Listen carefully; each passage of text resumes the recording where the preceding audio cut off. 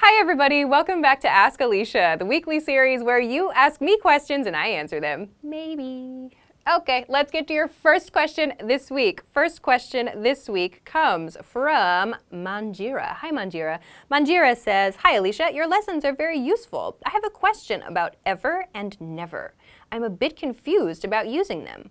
For example, I never seen and I ever seen. I'm unable to understand properly." Okay, yeah, let's review this point. So first of all, never means not ever. You can think of it as like the negative of ever. So we cannot use ever alone to talk about life experience. We can, however, use never alone to talk about life experience. For example, if you want to talk about the Mona Lisa, you could say, "I have never seen the Mona Lisa." You cannot say, however, "I have ever seen the Mona Lisa." We cannot do that. We can say, "I have seen the Mona Lisa." So please keep in mind when we use never and ever, we typically put it together with present perfect expression. So I have never, for example, I have never seen the Mona Lisa, or I have seen the Mona Lisa. So we cannot use ever alone. In cases where we use ever plus the verb, we use it in questions and we use it in full sentence responses to things. For example, have you ever seen the Mona Lisa? Or the Mona Lisa is the most famous painting I have ever seen. In situations like these, we can use have ever followed by the verb, but we cannot use ever like I have ever seen. We cannot use that to express life experience that we have. We can use I have never seen, though. So I hope that this helps you. This is a very, very quick introduction to these points. I would recommend, if you want to review this, please take a look at this video on the channel. I made a lesson about using never and ever, and I hope that it can answer your question. So please have a look at that. Thanks very much for this question. All right, let's move on to your next question. Next question comes from Hiro. Hi, Hiro. Hiro says, "Hi, Alisha. I take many pictures, especially portrait and nature pictures. So I have a question. What's the difference between photograph and photography? How should I use these words?" Great question, yeah. Photograph, first of all, photograph is a countable noun. So we can count photographs, images, pictures. We can say 1 photograph, 2 photographs, 3 photographs. A photograph is the individual image.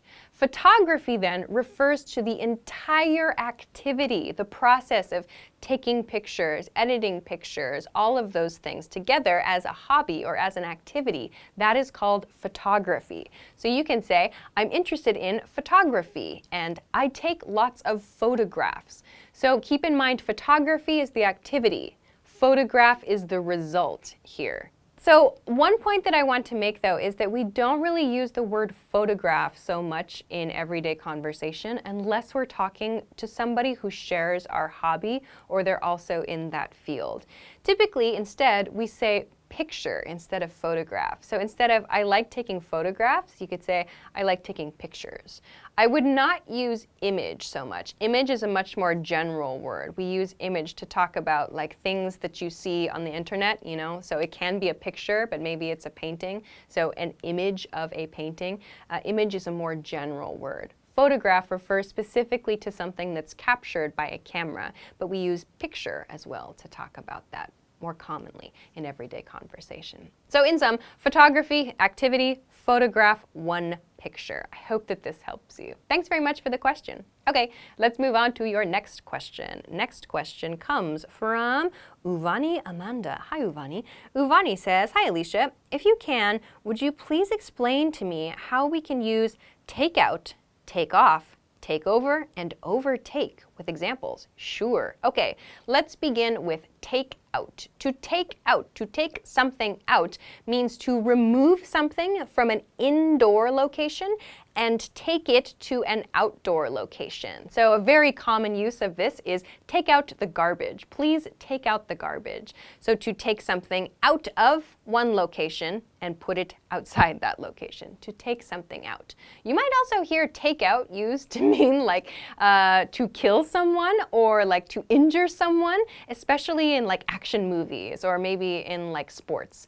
Like, "Oh no, that soccer player took out our goalie." So that means that soccer player injured our goalie, so the person in charge of keeping the goal.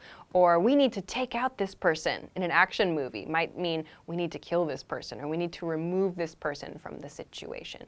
So that's probably a less common one. In everyday English, we use take out to mean remove from a building usually. Your next one was take off. To take off has a couple different meanings as well.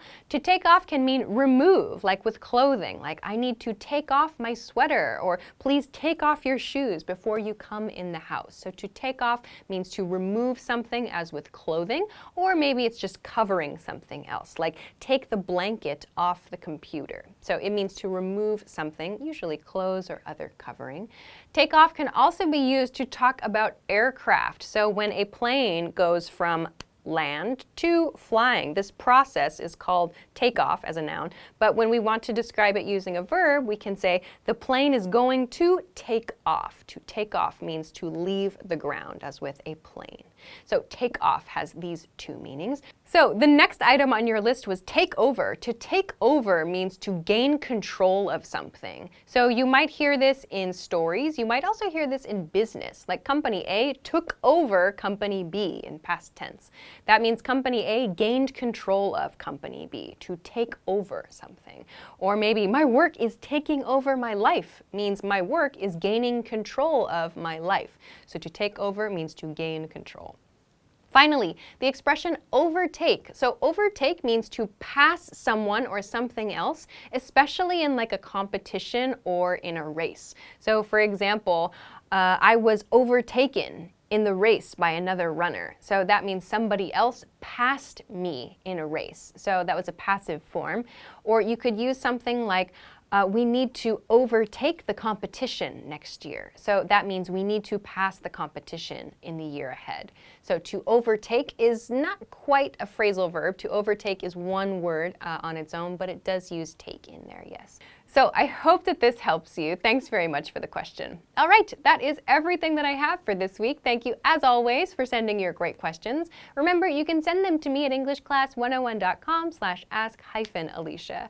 Of course, if you like this lesson, please don't forget to give it a thumbs up, subscribe to the channel if you haven't already, and check us out at EnglishClass101.com for some other things that can help you with your English studies. Thanks very much for watching this week's episode of Ask Alisha, and I will see you again next week. Bye-bye.